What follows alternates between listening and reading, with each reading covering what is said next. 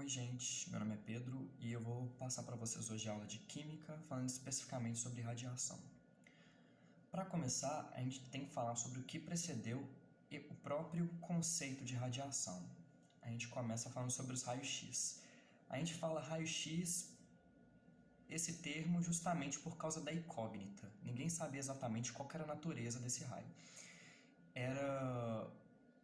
Só se sabia que estava relacionado com a natureza elétrica e magnética da matéria.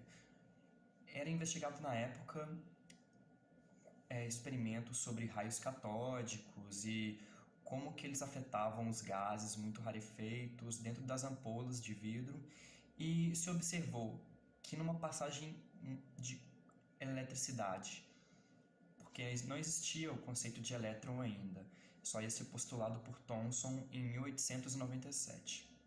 Então, a passagem da eletricidade por essas ampolas de gases liberava um raio luminescente que era capturado por placas de chumbo. E como resultado disso, nós temos ali a imagem do que foi a primeira placa de raio-x feita na história, da mão de uma idosa de 79 anos, que foi feita pelo Röntgen, e aparecendo os ossos dela e o anel. Após isso, em paralelo, foram feitas investigações pelo Becquerel em 1886, um ano depois, sobre esse efeito desse raio fantasmagórico da época, dito assim, chamado raios urânicos, que era proveniente do urânio. Especificamente, essa descoberta foi feita acidentalmente. O Becquerel fazia um estudo sobre luminescência, fosforescência, e observou que tinha materiais que exibiam a fosforescência, que é o efeito de materiais que, quando são radiados pela luz solar, após um tempo eles liberam essa radiação de volta para o ambiente através da fosforescência. Com todos esses estudos sobre a fosforescência, ele foi estudar o urânio, os porquês dele ter essa propriedade fosforescente na época, e ele observou acidentalmente que o urânio ele tinha um caráter de luminescente que não dependia da radiação solar. Isso aconteceu com um acidente porque ele, num estudo numa época que não tinha muita incidência solar na França, muito pelo fato da época, ele deixou as pedras de urânio embrulhadas no papel, e nesse papel ele colocou dentro de uma gaveta, e após dias sem contato com essa pedra, esse papel, ele abriu e viu que tinha marcas como se tivesse luz sendo radiada no papel. Então, essa foi uma evidência que a própria matéria em si, o urânio, liberava uma radiação que não dependia da luz solar. Então, não se tratava de um efeito de fosforescência, mas sim um efeito de luminescência. Ele chamou de raios urânicos. Após esse estudo, em 1898, nós já temos a Marie Curie, que vai investigar os elementos rádio-polônio. Ela vai basicamente descobrir esses elementos através do estudo do que ela vai chamar da radioatividade. Ela vai ser a pessoa que vai inaugurar esse conceito, e ela vai ser basicamente o que a gente pode chamar de mãe dessa área de estudo. Ela vai abrir portas para a física nuclear, para estudar toda essa interação da matéria e da radiação. E ela vai conceituar isso, que a matéria, alguns elementos da tabela periódica vão ter propriedades de emanarem esses raios invisíveis, e é algo estritamente da natureza da matéria em si. E esse conceito vai ser algo que vai refletir muito nos conceitos da química e da física, porque há mais de 2000 anos se tinha a ideia de que o átomo era indivisível, muito pela própria etimologia da palavra. E a partir desse momento, e muito com o fato de também Thomson ter falado sobre o elétron, ter postulado o elétron, a gente começa a quebrar a ideia de que o átomo é indivisível, literalmente ver que o átomo pode ser quebrado, ele é divisível. E por isso vai ser inaugurado todos vários estudos que vai começar a estudar os diferentes tipos de radiação e por que elas existem. E para começar, a gente pode falar da radiação alfa. A pessoa que começou a fazer esses estudos e categorizar muito quais são os tipos diferentes de radiação, né, esses raios invisíveis, foi o Rutherford. Após ter feito, né, as contribuições também pelo modelo atômico, que vai vir muito em comparação a isso, essa tentativa de misturar a física clássica newtoniana com a física de natureza eletromagnética, e esse modelo atômico do sistema solar. E com essa criação, ele vai poder fazer todas as explicações possíveis para categorizar essas formas de radiação. A radiação alfa, como vocês podem ver, ela vai respeitar a lei de Soddy, que é o quê? Quando um átomo sofre um decaimento alfa, seu número atômico diminui 2 unidades, seu número de massa diminui 4 unidades. Isso porque, basicamente, porque o decaimento alfa é uma radiação que basicamente o átomo original vai liberar uma partícula de hélio na ausência dos elétrons. E essa emissão alfa proporcionalmente vai diminuir a composição do hélio sem os elétrons na estrutura atômica. Por isso que vai ter esse decaimento de massa e do número atômico.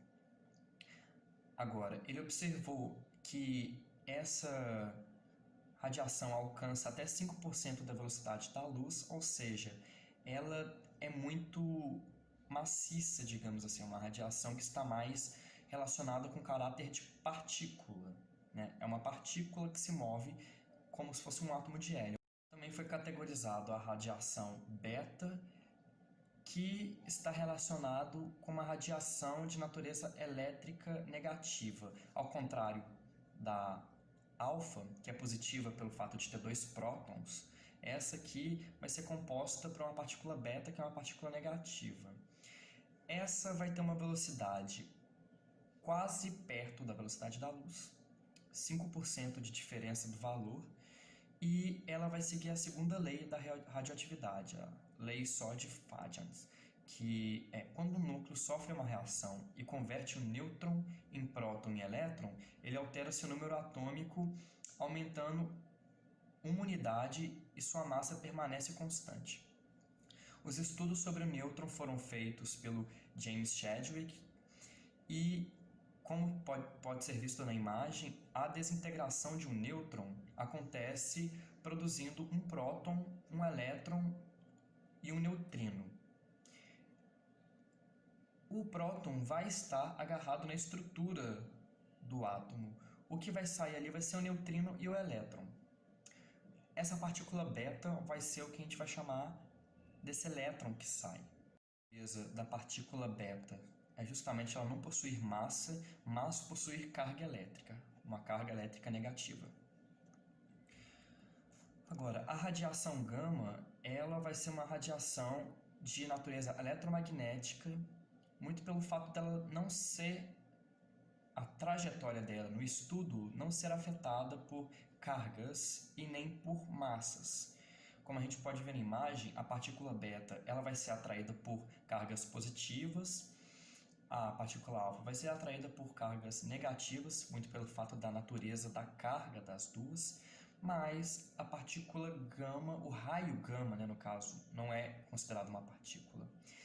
Ela vai ser de uma natureza neutra. E isso vai cair em um outro tipo de estudo que vai ser rebuscado pelos teóricos Planck, né? E vai ser estudado posteriormente por outros físicos que vão se desenvolver mais nessa área.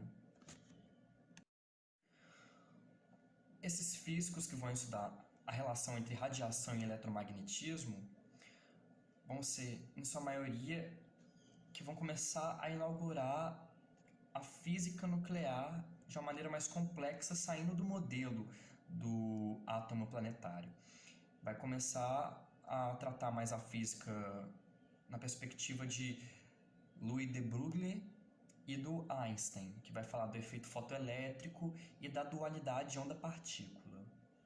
Aqui eu trouxe uma imagem recente de um experimento que foi feito esboçando como que a própria luz tem essa dualidade de onda-partícula, representando em fótons, né, que são as caixinhas de energia que a luz pode ser representada, como se fossem pacotes de energia. Então, aquela ideia de a luz é uma onda e os átomos são feitos de partículas começa a se flexibilizar e as interpretações para a matéria começam a ter a interpretação que ela pode ser de natureza ondulatória e a luz pode ter uma natureza particular. E com esse conceito começa a se aplicar o conceito de decaimento natural, que é o decaimento radioativo, que toda matéria possui um decaimento radioativo em certas frequências de onda, e que a radiação alfa, beta e gama são tipos específicos de decaimento radioativo de elementos específicos da tabela ou de elementos que são colocados em alguma condição de temperatura, pressão ou condição energética. E esse é o ponto principal da teoria, a relação entre energia e massas. Porque o que a gente vê que Planck traz para a contribuição dos cálculos que Einstein vai fazer e de Broglie vai fazer é que há uma correlação entre a teoria das forças, né, e entre as partículas, que tem toda uma consideração sobre a massa, muito da física clássica de Newton, com as relações de energia e eletricidade, velocidade e a luz, né? As questões sobre o fóton e o elétron, como que eles harmonizam a energia entre si para poder mudar de estado, né? Como que a luz bate nos elétrons, é absorvida por eles e faz os estados de energia mudarem. Tem todo o estudo que Linus Pauling, que era amigo de Einstein, fazia em paralelo com ele para explicar essa natureza da matéria. E com isso a gente cria o conceito de quanta, que é quantidades de energia específicas que o elétron absorve da luz. E aí inaugura toda uma área nova da ciência, da física, da química. Aqui é uma imagem que esboça a questão da penetrabilidade das radiações, que a gente pode ver como as partículas alfa são radiações que têm uma particularidade mais maciça, que tem a presença de uma massa grande e uma carga específica, ela é barrada pelo papel. Já as partículas beta, que são caracterizadas por ter uma massa muito pequena e uma carga negativa, elas conseguem atravessar uma folha de papel, mas elas são barradas por uma folha de alumínio, uma placa de alumínio. Agora, a radiação gama, para ela ter uma natureza de onda, não conseguir se enquadrar muito bem como partícula, muito pelo fato da frequência dela, uma alta frequência, ela tem muito poder de penetrabilidade, porque pela alta frequência dela, ela vai ter um comprimento de onda minúsculo. Com esse comprimento de onda minúsculo, é possível se imaginar, no modelo de átomo de sistema solar, que ela pode atravessar os pequenos vácuos, ou no caso os grandes vácuos, que existem entre a eletrosfera e o núcleo atômico. Então ela consegue passar o papel, passar o alumínio e até passar o chumbo até certo ponto. E com isso eu apresento aqui uma tabela que demonstra essa questão entre a relação do comprimento de onda e a frequência, né? Quanto maior a frequência de uma radiação, né, a gente tem que o comprimento de onda dela vai ser menor. E quanto menor esse comprimento de onda, mais penetrante vai ser essa onda. E a gente vai ter a radiação que é não ionizante, porque ela não interage com as cargas do átomo, né? Por isso ela não vai ionizar a matéria, desintegrar a matéria, que é, por exemplo, as ondas de rádio, que muito por isso elas não atravessam a ionosfera, né? A onda de rádio, ela sobe, passa pela ionosfera e reflete de volta, e é assim que o sinal passa para os lugares, a onda de rádio, Wi-Fi, as ondas de satélite, né, que atravessam, mas em faixas específicas.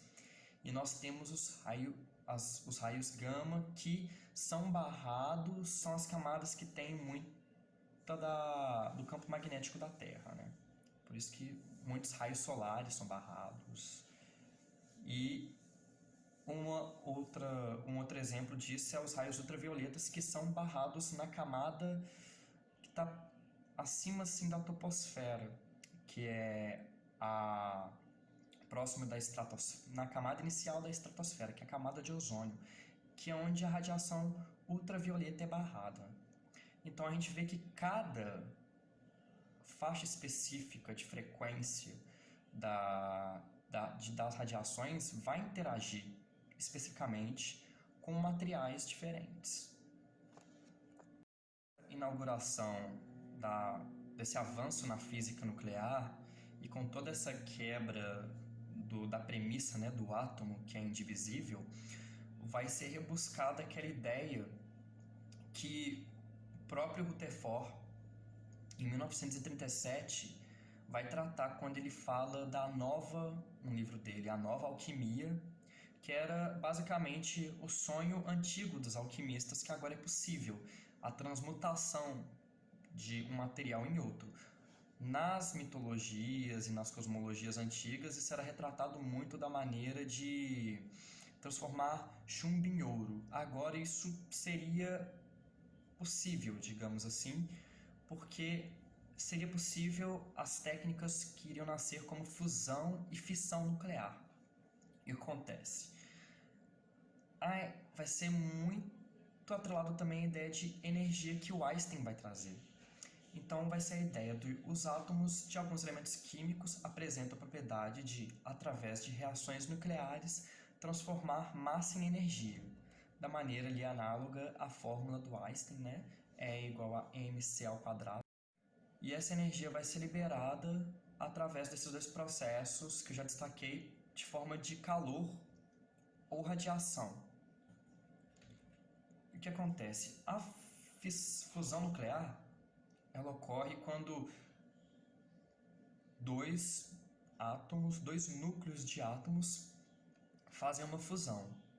A fusão nuclear, ela, em termos energéticos, é muito difícil, porque da mesma maneira que quando você vai fazer uma ligação química e você aproxima dois átomos para fazer essa ligação, quanto mais você aproxima, mais energia você tem que dar para o sistema, é a mesma ideia. Se você quiser fazer uma fusão, você tem que dar muita energia para o sistema para que esses dois átomos possam passar para um estado de plasma, basicamente, e consigam se unir numa estrutura só.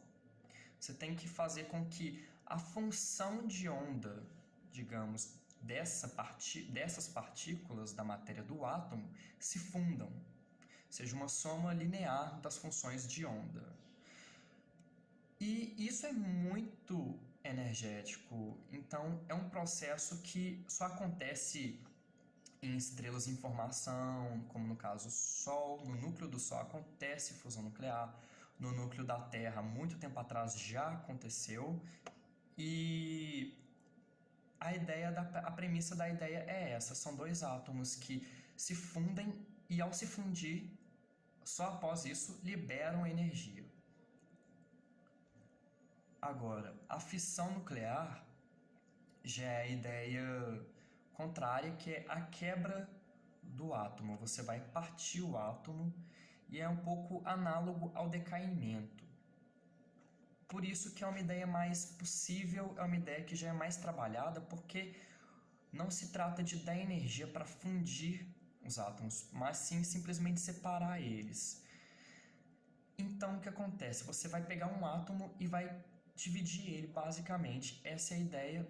E o produto dessa divisão vai ser dois átomos e a energia liberada. E através desse processo de fissão nuclear, a gente vai poder observar que vai ter um rendimento energético muito alto quando esse processo é feito. E aqui a gente tem um exemplo que é utilizado na fissão nuclear, no caso do urânio, que ali você tem um átomo de urânio, você quebra ele, forma... No caso ele está representado como 3 átomos, mas no caso do urânio são 2. Você libera esses átomos e libera uma partícula e energia entre eles. E ele está representado assim, essa partícula, o nêutron, né? Essa partícula que está sendo liberada, ela pode ser utilizada, ela vai ser no sistema ser utilizada para quebrar outras partículas, quebrar outros átomos, que vão liberar mais partículas, que vão quebrar mais átomos, e vai dar toda a questão da reação em cadeia. Muito pelo fato desse processo ser altamente energético, muitas forças políticas da época e os cientistas se alarmaram com os problemas que esse tipo de tecnologia poderia trazer. E com isso, a gente tem a carta de Einstein-Szilard, que foi uma carta que o Einstein assinou e foi enviada para o presidente Roosevelt em 1939. E o que acontece? Essa carta era um aviso que o Einstein, após as descobertas dele sobre a estrutura da matéria, sobre a energia, disse que poderia haver perigo atômico sendo desenvolvido na Alemanha. Muito pelo fato das teorias estarem evoluindo, eles poderiam ter uma nova arma atômica. E isso fez com que o presidente Roosevelt desencadeasse o chamado Projeto Manhattan, que foi um esforço dos Estados Unidos para desenvolver as bombas atômicas.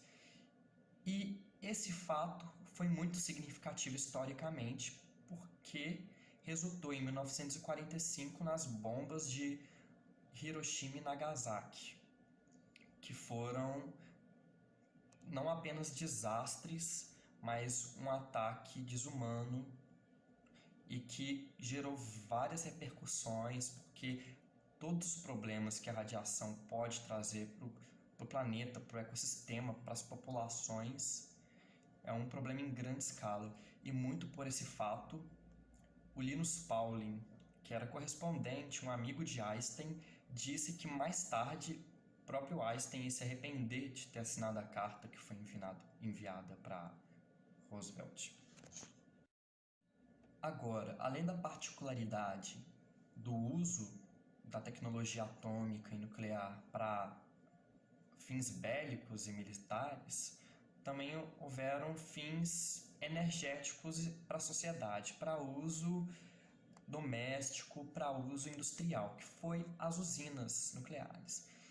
E nós temos os principais países que usam essa tecnologia, que é os Estados Unidos e o Japão, para a produção de energia elétrica. Agora, quais são as vantagens desse tipo de energia? A grande vantagem da energia nuclear é basicamente por ela não ter mais compromisso com petróleo e nem com carvão, que eram combustíveis fósseis, que a gente sabe que a liberação dos gases, da extração, de todo o processo de fabricação desse combustível geram muitos resíduos. E esses resíduos são extremamente nocivos para os seres humanos e para o ecossistema. Então, você já sai um pouco desse fato do combustível fóssil. E essas usinas ocupam espaço relativamente pequeno, são relativamente pequenos em comparação à indústria do petróleo e à indústria do carvão, que demanda muito espaço e demanda muitas partes do processo para produzir o combustível. E elas não dependem dos fatores climáticos, por exemplo, não depende dos ventos, como a energia eólica, não depende do sol, como a energia solar. Então, tem todos esses prós. E aqui, como funciona uma usina nuclear, basicamente, para ter uma ideia de como que funciona esse processo, né? A gente tem ali lugar onde está o urânio. Esse urânio vai ser enriquecido. Esse urânio enriquecido vai aquecer vapores. Esse vapor quente vai ser, né, essa energia atômica, essa energia nuclear vai aquecer e se transformar em energia térmica nos vapores de água. Essa energia térmica vai passar por uma turbina que vai converter energia térmica em energia cinética.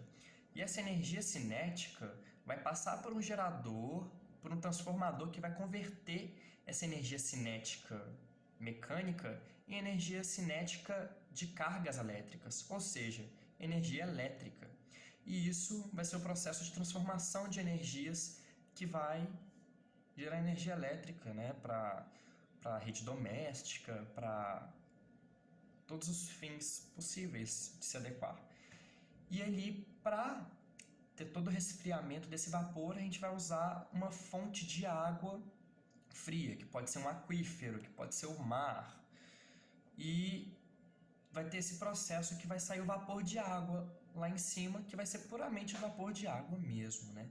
Daquelas grandes construções de concreto.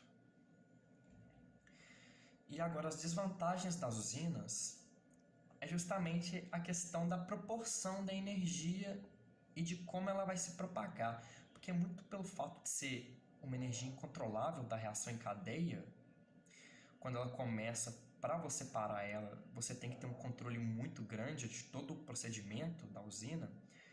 Se tem um pequeno erro, você pode comprometer milhões de pessoas e pode criar uma área gigantesca, que é chamada de fallout, uma área comprometida com a radiação.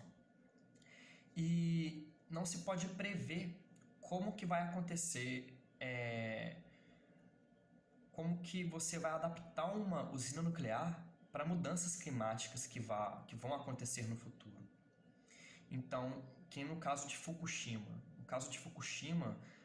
a usina nuclear foi atingida por um tsunami. Era uma usina localizada perto do mar, muito por aquele fator de haver a necessidade de ter um reservatório de água fria, porém teve um tsunami. Qual que é a capacidade de prever um tsunami ou um terremoto para uma usina nuclear? E outra desvantagem é o lixo radioativo. Como que vai ser despejado, como vai ser jogado fora, né? O lixo radioativo, aquele resíduo, aquele urânio que foi enriquecido e não pode ser enriquecido mais, como que você trata esse resíduo? E aqui nessa imagem a gente tem o caso de Chernobyl, que foi esse caso de um erro pequeno num reator, né, no reator número 4 da usina de Chernobyl, que comprometeu a vida de vários militares que ficavam ali, né, que estavam naquele momento, que foi simplesmente um erro que teve um reator, a água aquecida evaporou muito rápido, o controle de temperatura não aguentou, explodiu, e com isso foi uma reação em cadeia e tudo começou a explodir e a radiação começou a espalhar. E a questão é, a radiação não tem como você mensurar precisamente como ela teve, quais foram os danos, porque esse dano perpetua durante muito tempo. E o caso de Chernobyl, em 1986 até hoje, podem ter vestígios, não se sabe. Depende de toda uma investigação histórica e um estudo químico muito apurado. E a gente vê que isso também acontece em Fukushima, que comprometeu a vida da população e comprometeu o próprio Oceano Pacífico. E aqui eu trouxe, né, imagens com a questão do resíduo nuclear, né? Aqueles latões que geralmente são colocados em aterros, são colocados no oceano, e tem muito problema sobre a poluição, né? A contaminação de aquíferos ou a contaminação dos oceanos, que não se sabe ao certo como que vai se proceder, né? E ali a imagem do Blink, que é um personagem dos Simpsons que traz muito essas questões contemporâneas, o problema da radioatividade, né, que É sempre apresentado lá pelo Sr. Burns com a usina nuclear dele, o Homer que trabalha lá, e todos os problemas, que é demonstrado de maneira irônica no desenho, né?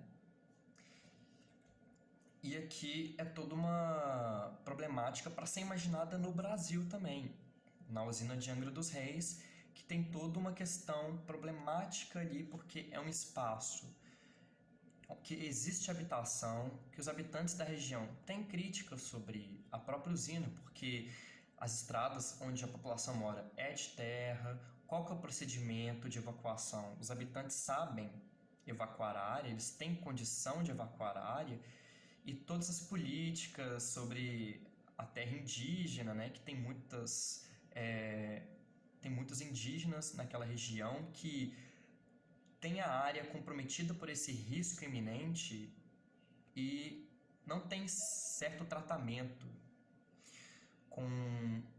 não tem um tratamento específico, né, para solucionar esses problemas sociais, caso aconteçam, ou simplesmente em relação ao risco que esse povo está tendo ali. Então, basicamente é isso. Valeu, gente!